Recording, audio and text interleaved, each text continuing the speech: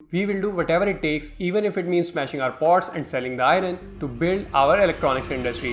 ये स्टेटमेंट 15 साल पहले चाइनीज पार्टी के एक सेक्रेटरी मिस्टर लॉन्ग ने दी थी। 能够继续的保持社会稳定和民族的和睦。 उस वक्त ये एक इमोशनल और पॉलिटिकल स्टेटमेंट लग रही थी, बट वी डिडंट नो कि how big this statement actually was. आज अगर आप रैम्स और एसएसडीज की प्राइसेस देखते हैं तो समझ आता है कि चाइना ने ये बात सिर्फ कही नहीं थी, उन्होंने पूरी प्लानिंग के साथ इसके ऊपर काम किया है। Hi guys, welcome back to a brand new video.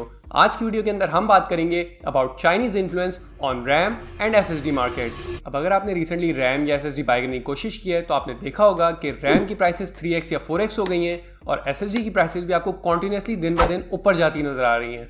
अब लोग कंफ्यूज हो रहे हैं, कुछ लोग ये क्लेम कर रहे हैं कि ये शायद एआई की वजह से प्राइसेस इंक्रीज हो रही हैं। Well, to be very honest, yes, AI का रैम्स और एसएसडीज की प्राइसेस के ऊपर एक बहुत बड़ा इंपैक्ट है। मेमोरी इंडस्ट्री डेकेड से सिर्फ 3 कंपनीज के कंट्रोल में थी, Samsung, micron and SK Hynix. इन 3 बड़ी कंपनीज ने हमेशा सप्लाई को कंट्रोल किया है और प्राइसेस को मैनेज किया है। जब डिमांड कम होती थी तो प्रोडक्शन स्लो कर दी जाती थी और जब डिमांड ज़्यादा होती थी तो प्राइसेस को थोड़ा इंक्रीज कर दिया जाता था। ये बहुत एक कंट्रोल्ड मार्केट थी। बट देन आया एआई का बूम। एआई डेटा सेंटर्स को इंसेन अमाउंट में रैम और एनएनडी स्टोरेज की ज़रूरत पड़ गई, तो जो बड़ी कंपनीज थी उन्होंने मेमोरी की सप्लाई को रिजर्व कर लिया। रिजल्ट क्या हुआ? डिमांड ज़्यादा, सप्लाई कम, प्राइसेस आसमानों तक चली गई और यहाँ पर हुई चाइना की एंट्री। 2015 में चाइना ने एक नया नेशनल प्लान लॉन्च किया जिसका नाम था मेड इन चाइना 2025।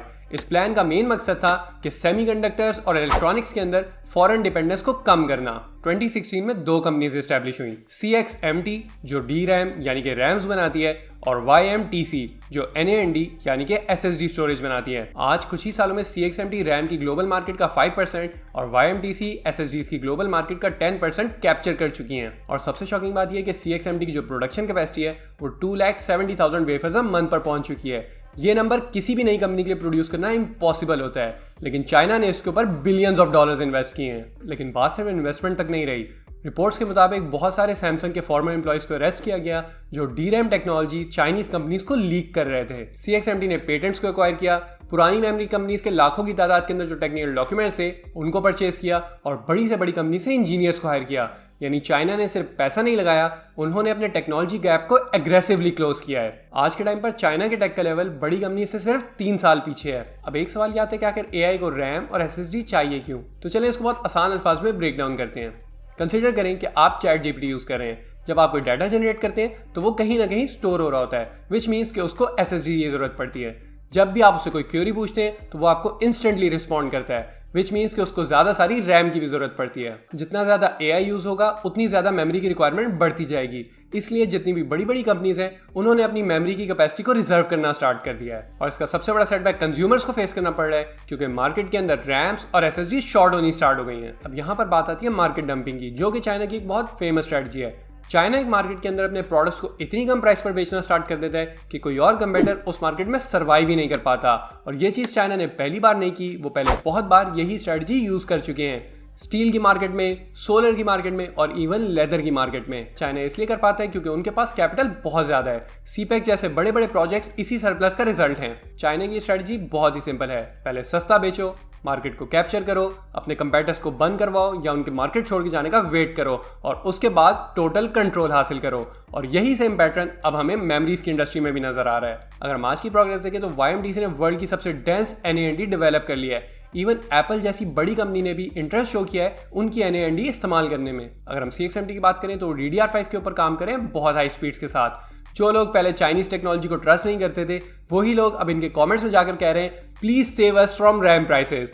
ये सेंटिमेंट्स का एक बहुत बड़ा चेंज है। जलवा है हमारा। बट सवाल ये है कि फ्यूचर कैसा होगा? क्या हमें प्राइसेस कम होती नजर आएंगी या फिर और बढ़ेंगी?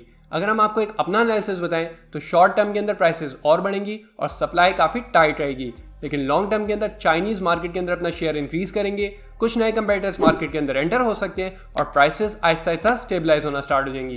लेकिन ये चीज़ ओवरनाइट नहीं होगी, इसको होने में कुछ टाइम लगेगा। आज जो आप रैम और एसएसडी की प्राइसेस बढ़ते हुए देख रहे हो ये सिर्फ एआई की वजह से नहीं है, ये एक ग्लोबल पावर शिफ्ट है मेमोरी इंडस्ट्री के अंदर।